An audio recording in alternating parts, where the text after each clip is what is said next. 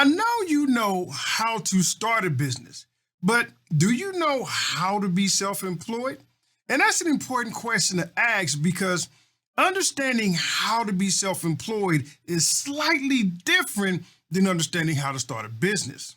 Yes, understanding how to start a business will help you be self employed and vice versa, but really understanding the self employed part is going to absolutely elevate the way you do business. That's why in today's video, we're going to take a deep dive into what it means to be self employed. We are going to talk about how to and how much you need to pay yourself so that you and your business are truly separated. And you'll want to stick around to the end because that's where we're going to get into the numbers. All right, family. So let's get busy.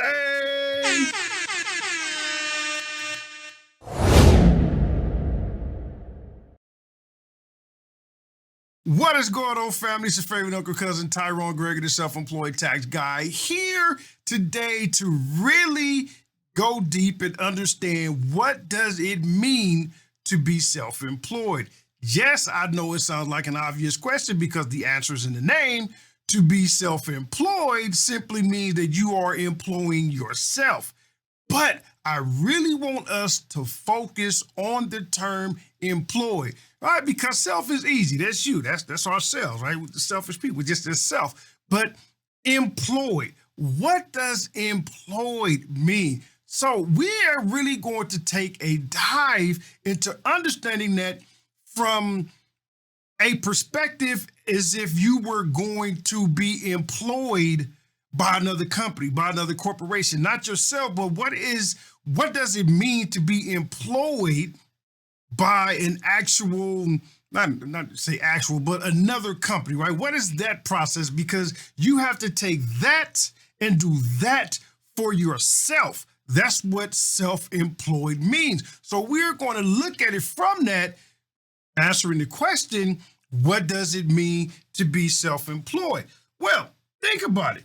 When you are self-employed, you go through a process. When you are looking for employment, you are going to fill out an application, one, because they want to know if you are qualified. Then once you get hired and get on, you are qualified to do the job, they're going to give you a schedule that you have to adhere to and make notes of all these things because this is important.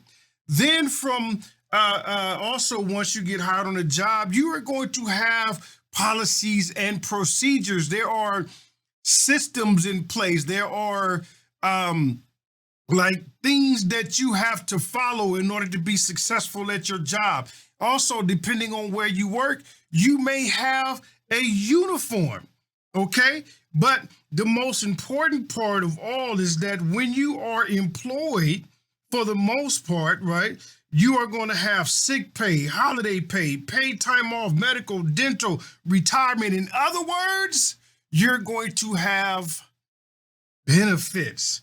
And that's what I really want to really focus on. When you are employed, you have these things. And I want to talk about each one of those. One, let's talk about being qualified. And I'm going to put myself back here on the screen here. Being qualified is important. I know you're thinking like, oh, it's me. I am qualified to do this thing that I'm doing. That's not necessarily true all the time. I'm speaking from experience. I'm raising my hand, raise both my hands, let y'all know it don't work like that. I done had 1,000,001 ideas that I didn't try to start businesses with. I think I said some time ago, I was cleaning out my storage and I found like all these business cards that I didn't had, all these LLC applications and C Corp applications that I had. And I was like, dang, I done had a lot of businesses. That don't mean I was qualified to do them businesses because they didn't work. Once they got to the nitty gritty and I found out like, oh, this is going to take a little more than I thought it was. Yeah, I ain't qualified. And so forth, the business failed, right? So qualified is something that you must do to be self. That is the first thing. Be qualified to employ yourself. Okay, let's start then. Put it back on the screen. Qualified, schedule. Now, schedule is important to me. And I think it's important to all of us because there's this misconception that, you know what, when I'm self-employed, I ain't got to work. And for the life of me, I don't understand that. I don't get that. Or when I'm self-employed, I'm only going to work 4 hours a week. More like 400 hours a week. Y'all, you're listening? I'm just saying, schedule. When you are employed, when you work for somebody else, you have a certain discipline, right? Like, think about that. When you are employed for somebody else, you have a discipline. There are days that you don't want to get up in the morning, but you're like, you know what? Got to go to work because I need to get this money. I need this check. But for some reason, when you are employing yourself, that discipline goes away. And that's why it really shouldn't happen like that. Like when you are employed by somebody else, you have a schedule that you stick to. Okay. Next, procedures. Procedures is important because, you know, a lot of times when we are having ideas and we say, you know what, I'm about to go do this, we just kind of go at it by the seat of our pants. We just like, you know what, I'm going to wing it.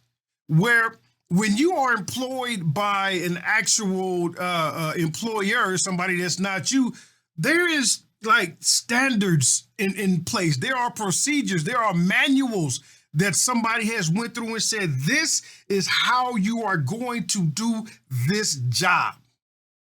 Very simple. That's what a procedure is. And we need to have that if we're going to be employed. The uniform part, well, you know, that's obvious. That's branding purposes. And I put that on there because a lot of times when we are self-employed, when we employ ourselves, we feel like we don't have to be in uniform. We don't have to put on that professional look. We don't always have to represent, but you are representing yourself. You are representing the brand. You are building that brand. So you want to make sure that you have some sort of uniform or professional look when you're facing customers. And then, of course, the last part is the benefits.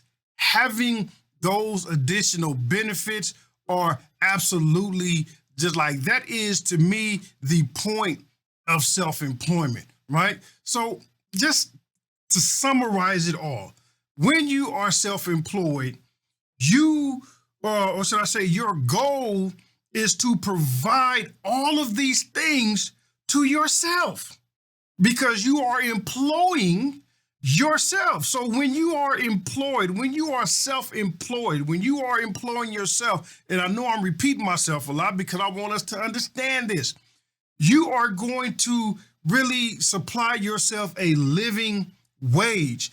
You should definitely put yourself on a schedule and give it that same dedication, that says, you know what, I don't feel like it today, but I got to get up, go do this job because I'm depending upon this money, right?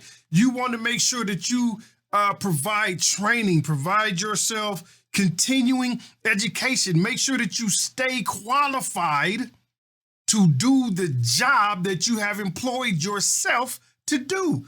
Then, of course, I just talked about this branding, stay professionals, get yourself a uniform, create your own uniforms, get a heat press, order a transfer from Marathon Supply, you know, make sure that you are in uniform.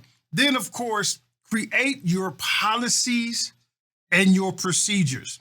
Make sure that you have systems in place that is going to ensure that you can repeat the process of getting paid.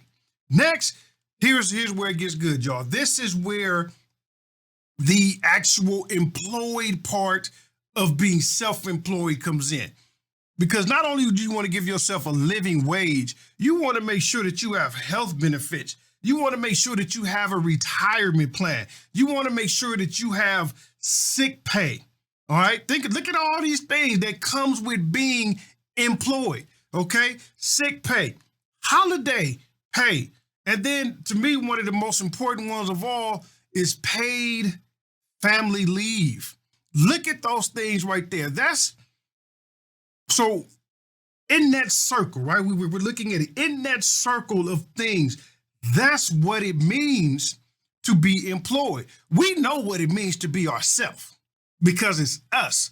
But now we know, what does it mean to be employed? So now that we know what it means to be employed, we can answer this. So the next obvious question will be, well, how? How do we get to the point where we are having a living wage? The schedule part should be on us, right? Just set yourself a schedule based on your product and service, based on your target audience. When do they need to be serviced? When do they need to buy? Make sure you're available. Show up. I mean, I spoke on that already, but the training part, right? Make sure that you stay up on training. Even me as a self-employed tax preparer, I had to make sure that I'm up on training. The laws change constantly, all the time. I think in every industry, there's constant change. So you want to make sure that you stay up on the change. So make sure that you're training, because when you work for somebody, they provide training for that purpose. Okay. So again, when you look at all of these things, this is what it means to be employed. So now you're seeing that, and I'm gonna put it back on you so you can see it again. All of this is what it means to be self-employed. And I'm gonna say this: if you're not achieving everything that we did, that was just on the screen, then I'm going to say that you're just hustling.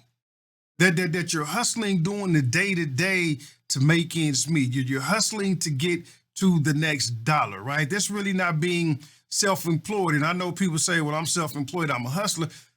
And don't get me wrong, hustling is not a bad thing. It is absolutely not a bad thing. There's a lot of people who have hustled their way to the top, but I am sure at some point they stopped being a hustler and they became self-employed, okay? And again, I'm not knocking it, because I get it. I get it. Sometimes hustling is the only thing that we know how to do, because that's all we know. But I'm a firm believer that once you know better, you're going to do better. Just think about it. If you are hustling and you're maintaining, to me, that's a psychological limit, because you are able to maintain where you are, which means you know enough to ensure that you don't go down past this level. But the reason you haven't went up past this level, because you didn't know what was required to get up past this level. So I say to you, if you can maintain at this level, if you can stay right here, you're doing it because you have the capability, you have the capacity, you have the propensity to do so. You just didn't know everything else that we talked about. So now that you know, once you implement it, and we're going to talk about that next, watch how things develop. Watch how things elevate, escalate, and grow up. It's just simply knowing. All right. So let's get back to it, because there's one more thing, well, not one, but a couple more things we want to talk about. The next question is, now that we know that we need these things, right? Now that we know we need to have the living wage and all of the 401ks, the 403bs, the retirement plans, and the health and the Medicare, how do we know what to pay ourselves to ensure that we can make that happen? That becomes a very important question. And the answer is simply this: know your numbers. I know y'all, some of y'all may be smacking y'all lips at the screen, because a lot of things that I said in this video is kind of obvious, right? Self-employed means that, well, you employ yourself, duh. How do you know what to pay yourself? Well, duh, know your numbers. But yes, know your numbers. And what you want to know, let me put this back out here. Oh, wait a minute. Sorry about that. Didn't want to confuse you. But I really want to say this. This is where the separation comes in. Knowing your numbers. Listen to me, please. Knowing your numbers, knowing what to pay yourself, paying yourself from your business. This is where the separation comes in, separating you from your business. This is where the separation happens. Not getting an LLC, not getting a corporation, not being taxed as an S Corp. This is what separates you from your business. This process of what we're getting ready to go through, this is where the separations lie. Understand that? All right, I really just had to get that out there because I know a lot of people say, well, having an LLC separates you from your person. It really doesn't. And I can prove and I will stand no business on that. It really doesn't. This is what separates you from your business. So let's get back to it.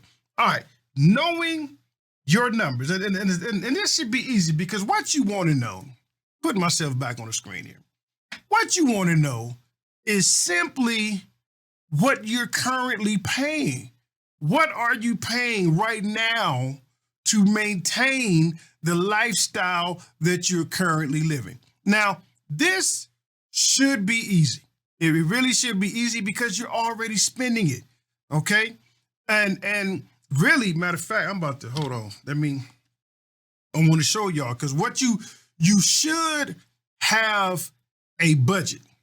That's what you should have. And I'm going to show you mine real quick. So bear with me 1 second. I'm going to put this on the screen because I want to show you how your favorite uncle cousin does his. So here is, let me share the screen. Here is a snapshot of my budget calculator. Yes, I am an Excel geek. Over here on this side are all the categories that I have said I spend money on. Okay, and you can notice down at the bottom there's an income tab, the monthly budget tab where I really set the budget for everything. But I just want to show you here the categories. Like I can put how much I'm paying, for housing. We got the housing here, transportation, food, personal, entertainment. Don't laugh at DVDs. I know I probably need to update my list, but I left it on there just for nostalgia. I know we don't really have DVDs. We stream and everything like that, but it's on there, all right? School, savings and the children. This is everything that I spend money on. So when I'm looking to run numbers and see how much I need to pay myself, I can go here and take a look and see what everything is. How much is everything going to cost me by running these numbers, okay? And that is what you should have, a budget. If you don't have a budget, it's okay. It's okay not to have a budget, but I'm going to sit up and I'm going to encourage, if you don't have a budget, get your bank account, get your pen and paper together and go from there. Start writing things down because what we want to know, right? And let's go here, back to it. What you really want to know, okay, how much is your rent or mortgage, right? You want to know how much that is.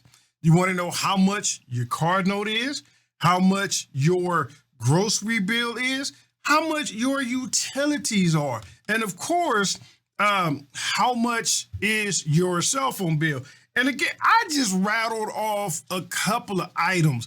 There are so many other things to consider of how much you spend out. Maintenance on the car, gas, entertainment, your clothing budget, your personal care budget, all of these things that you're currently spending money on, you want to know what that is and then just write it down. If you don't have a budget thing like I do, get a 99-cent notebook. Write it down. These are the things that I'm spending money on. This is how much it's costing me. And then once you have that, because remember we was in when we talked about the employment circle, there was some other things that now this is what's going to elevate us. So not only do we want to know all the things we just mentioned here, we also want to now know how much is our medical cost, right? We want when we employ ourselves, we want to provide ourselves benefit. We want medical benefits, dental. What about our retirement, right? We got to start investing in 401ks, 403bs, Roth IRAs. We got to start doing that. And of course, like I said, my favorite is the paid family leave. Yes, you don't have to have an employer to have paid family leave. You can set that up. Most states offer it where you can do a voluntary pay into a system as to where if somebody needs to leave or stop working to take care of a family member, income will still come in. That's how it works when you're employed, right? So when you are employing yourself, you want to do the same thing. Because if you are just hustling, if you're not setting these things up, if you're not doing these things, if you don't work, money don't come in. And that's what we don't want to happen. We want to ensure that when we're unable to work, not because we just don't feel like it, because remember the schedule, we're going to be disciplined and adhere to that. But if you're unable to, or if you need to take time off to take care of a family member, to bond with the baby, to be there for the pregnancy, whatever, you can now do so without having a loss of that much revenue. In all honesty, that comes from understanding what it means to be employed by yourself. Remember, we know what it means to be employed. When you are employed, you're going to have all of those things that we mentioned, or at least we should. Now, granted, just so I'm going to speak to some of the people out there who are going to say in the comments, not every company offers those benefits. I get it. But just because they don't offer the benefits, don't mean you shouldn't strive to offer it to yourself. You still should want to be self-employed in the sense as to where you are not only you're covering yourself a living wage, right? You are paying for your retirement, you're paying for your medical, your dental, your vision, emergency health, your insurance. You should be paying them things anyway. But not only that, once you've determined what you need to pay yourself, now you also need to determine what the business needs are, because now we're about to get into the numbers, okay? We need to also know how much does the business need to operate independently of you. Again, well, I said this is where the separation comes in at. This is where the separation comes in at. You need to separate your finances from the business. The business needs to pay you enough so you can have everything that we just talked about, but the business also needs enough as to where it doesn't have to have you constantly put money back into it to run. That's where the separation of the business comes from. So do both. You should have a budget for the business, a budget for your personal life. But because it's still self, we are self-employed. We are employing ourselves. It is still going to be on you to make both of these incomes. And this is why we're about to get into running the numbers. My favorite part. Let me put this on the screen here. Now here is, I guess if y'all haven't figured out by now, I love Excel. Excel and me are great friends, and I'm going to blow this up here. So let me get into a view and zoom it up a little bit here. Let's do maybe 150. Yeah, I want to make sure it's big enough. All right, there we go. Perfect. So we should be able to see it. So this is what I consider an actual income estimator. And what this calculator does is, again, Captain Obvious here, it estimates the income, right? You'll see down here, there's a tab for the annual goal. You'll see a tab for single, head of household, married, filing joint down here at the bottom. And this is based on the current tax brackets. As of 2024, as of this recording, these are the current tax brackets. Well, they may be 2023, because I don't think I've sat down and updated it just yet, because this is January 2024, and I recently did this. So the tax brackets may be based off 2023. But if you're single, meaning that it's just you don't have no dependents, you're not married, you would use this tab. If you have kids, if you have dependents, you would use this tab, right? And if you're married filing joint, you would use this tab to get your estimate on here. And I guess I got to blow up everyone. So let me, because I want to see, blow that up to 150. Let me blow this up to 150. All right. So let me tell you how I broke this down. So one, I said, all right, what is my annual goal? And let me get this one up to 150 as well. What is my annual goal? As you can see here, how much do I want to make? Well, my goal is 100,000. Now, here's the thing. My goal, when I did this, I said, all right, just for numbers' sake, let's say I want to make 100,000. But remember, we are paying ourselves. We are employing ourselves based on after taxes. All right. So when we look at this number in this goal box, when you put a number in here, you should know what that number is, because we've combined. This is how much I need for personal. This is how much I need for business. So my goal is this amount, but I'm going to say bump it up, right? Because you want that amount to be after taxes, because you have to live on that. You want to spend that. So me, I said after taxes, I want to be left with 100,000. Keep it simple. So based on that, put it back up here. How many weeks will I work? Again, here goes that schedule. I said for me, I work 48 weeks, because of course there's 52 weeks in a work year. But you know, if you're gonna take a couple of weeks off for a break, couple of weeks off vacation, let's say you take 4 weeks off throughout the year at one time, so I'm gonna work 48 weeks. Here's the breakdown. This is how much for $100,000 I need to bring home, at least $8,333.33 a month. Okay, which is equivalent to $2,083 a week, or if I want to do it on an hourly basis, $52 an hour. Now, I am going to say this, because I'm about to switch to the tabs. This weekly math is based on weeks. When I did the actual calculations, because I wanted to put the formulas in there for the and make sure I account for the taxes, is based on hours. So it's slightly different. You'll see, because here, amount needed for week 2083, but when I switch over to the tab, it's going to be a little different. So for me, I'm married filing joint.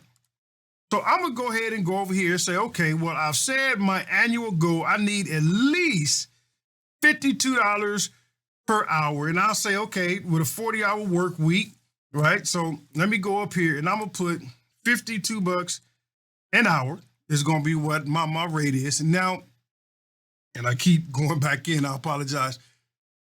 Let me explain this again, because my mind, I'll be excited when I get into Excel. I don't really explain things. Notice it says job 1, job 2, self-employment, total income and taxes. So I figured, you know, if you either work 2 jobs or, you know, you have a job, your spouse has a job, and somebody's self-employed. So I tried to make sure every scenario was pretty much accounted for. But for here, I'm just going to base it on me. Even though I'm married filing joint, let's just assume my wife doesn't work. So for me to take home $100,000, $52 an hour, and put it back up here, and I'm gonna work 40 hours a week, even though it's pretty much way more than that. If this was a regular, now if I had a W-2 job, because again, this is a W-2 job, 52 hours, 40 hours a week, this is what I would bring home, right? $75,404 annually after taxes. Well, that's not me hitting my goal. So now I can see, well, I may need to increase either how much I'm charging an hour or how many hours I work. But let's say I am like both. I am self-employed and I work. So I'm going to go down to 20 hours here. I'm only going to bring in $39. But I know on a regular job, I ain't making $52. So I'm going to say, let's go down to 20. All right. So $20 an hour on a W-2 job, working 20 hours a week, bringing on $15,000 a year. And again, that's after taxes. There's the Social Security and Medicare that I'm responsible for as an employer, as an employee. The federal income tax, well, these are based on the tax brackets for somebody who is married filing joint. My state taxes, of course, I'm in California. Let me make this clear. When I built this, for me, it was based on me being in California. Now, California is one of the states with the highest tax, right? So if you wanted to do something like this, you could base it on California and you can be like, well, closely, this is what I'm bringing home, but I'll bring home more because my state tax is low. But this is for me here in California. So that's also including the state disability. And I think that just went up. Yeah, so I'm going to need to update that. and then the state income tax, which is also based on the income tax rates. So that's how much I would bring home. But if I was self-employed and I wanted to charge $52 based on my annual goal of $100,000, I would need to make $52 an hour. Married, filing joint, and self-employed, working 40 hours a week. Yes, annually, I would bring home $99,840. But self-employment tax, federal income tax, state income tax, I would actually be bringing home $68,665. Well, that's not my goal. I want to make $100,000. And down here at the bottom, I kind of broke everything down. It says, all right, between all three, if I had 3 jobs or 2 jobs in self-employment, or if I had 1 job in self-employment, this is what it would total down to. Total from all wages, like it says right here in this box, total from all wages. My weekly pay would be this. My monthly pay would be that. My annual pay would be that. Well, I'm short. Based on my budgets, I know I need to bring home, take home $100,000. And let me say this. This is where we mess up financially, because we really don't understand what we make versus what we take home. So a lot of people, not saying that you do it, because I know you are financially astute. You are good to go. That I know. But for people who do this is what they do. They'll spend their money based on $100,000. But as we can see, well, this example's not up here, but as we saw, that's not what we take home. So if we spend based on $100,000, but we're only bringing home 80, where's the other 20,000 coming from? Well, people, that's where debt comes from. Credit card debt, because then we'll get a credit card and be like, man, I'm going to put that on that. But still, that has to be paid back. And if it's not paid back, then guess what? It rolls over. Now, instead of having $20,000, you got 40, right? And if you don't pay that back, well, now after the $40,000, now you got to see, and it just snowballs. That's the problem with debt, especially in minority communities and minority entrepreneurs. That's the problem. It snowballs. So don't put this back up here. Do not spend as if you have this annual income here. Do not spend $119,040, spend $84,12. Because if the other thing we can do is now that we know, we get to make some great financial decisions. So I'm going to say, you know what? I am not going to work any job. All right, so now it's going to be all based on self-employment.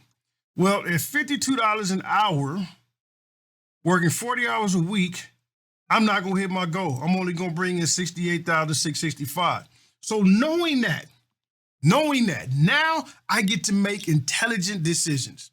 That's why I say we talk about elevating, how knowing this is going to elevate our whole business process.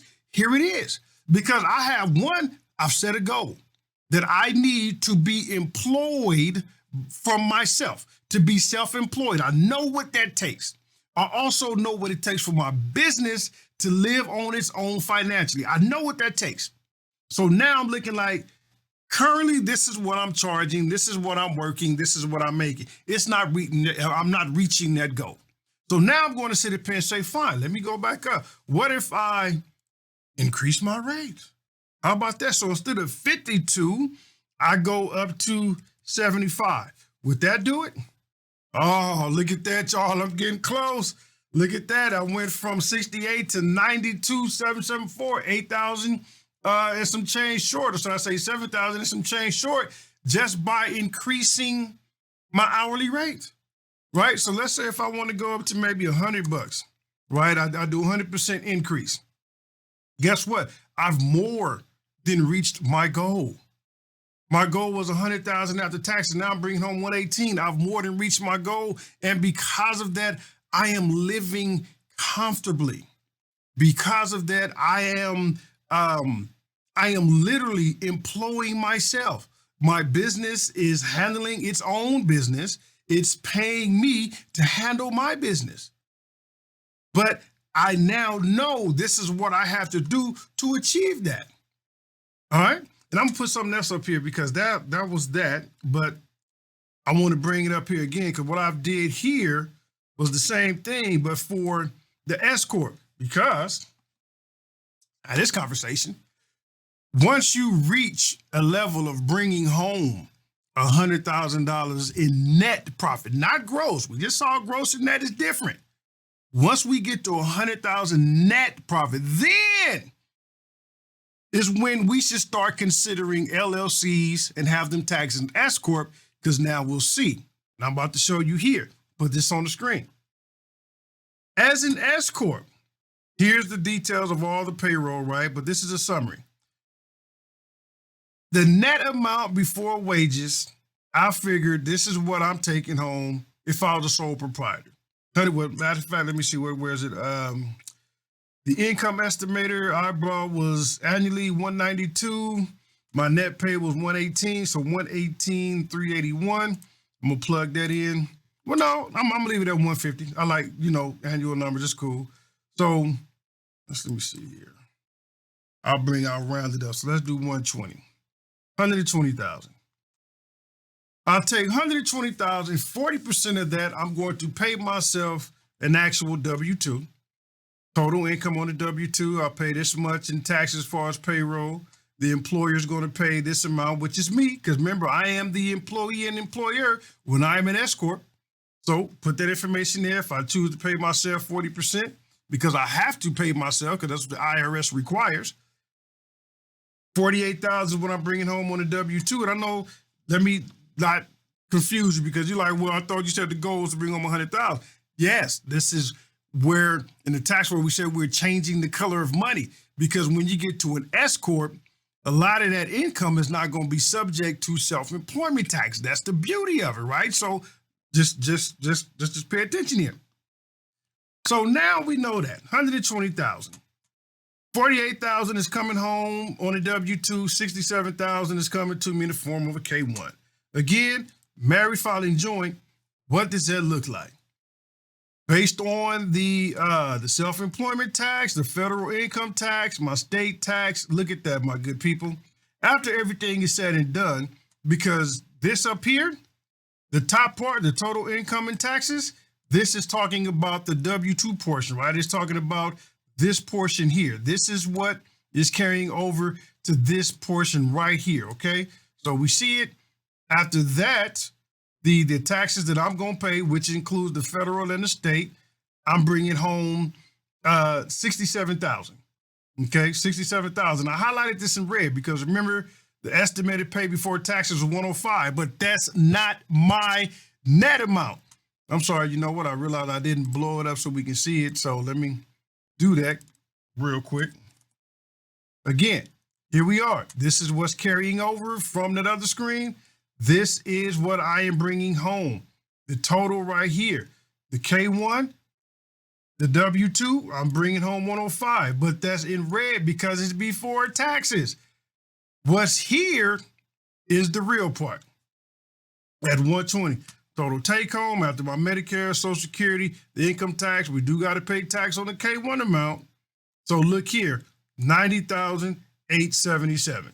Okay, and I actually broke that down where the take-home pay could be different, which means if you're not aware of how this works, you possibly could end up paying more taxes. But this is still after taxes, after everything, even after possibly owing, I still am going to end up with 90,877. And that is how you be self-employed. I know that was a lot. So for those of you that made it to this video, hands off to you, right? Some celebratory sounds there because, geez, it is a lot to be self-employed. All right. So now that we know the difference between just starting a business, being self-employed means to employ yourself. But what does it mean to be employed? We talked about that. Pay yourself a living wage. Get a schedule. Make sure you have policies, trainings. Make sure you have systems. Make sure you got yourself some coverage for medical, dental, vision, insurance, paid family leave, sick leave, vacation. You want to provide yourself the same exact thing another employer would provide you. And that's what it means to be self-employed. Okay, now how to be self-employed? We talked about developing the budget for you, talked about developing the budget for your business, finding out what those numbers are, doing the math to see how much do I need to earn to provide those numbers. And you can see even from my example, it's simply an estimate. Yes, I plugged in tax stuff to get the estimate as close to the real data as possible, but it's just an estimate. The thing about doing these numbers and putting these plans together is you can make adjustments. Your financial plan of your life and your business is going to be a living, breathing document, meaning that it will change as you change. Okay? And when you're doing this estimate, let me put this out here. I do want to say this. It's okay to blow it up a little bit, right? Like, meaning if you're running the numbers for where you are right now, that's cool. But you would say, well, you know what? What if I want to upgrade from like a 2-bedroom to a 4-bedroom? What would that look like, right? It's okay to plug those numbers in there, but don't go from a 2-bedroom to a mansion. You feel me? Like, be realistic when running these numbers, okay? That's all I am getting at. And that's it for me, family. I appreciate you, truly do, sticking around this long, watching the video. You are absolutely amazing. If you like it, make sure that you subscribe, hit the like button, share it with somebody who can truly understand or needs to understand how to be self-employed. What are the things, the disciplines, the financial requirements to be self-employed, not just hustling, making it day to day, but to actually be self-employed. And I know some of y'all are going to ask for like, hey, where can I get these calculators?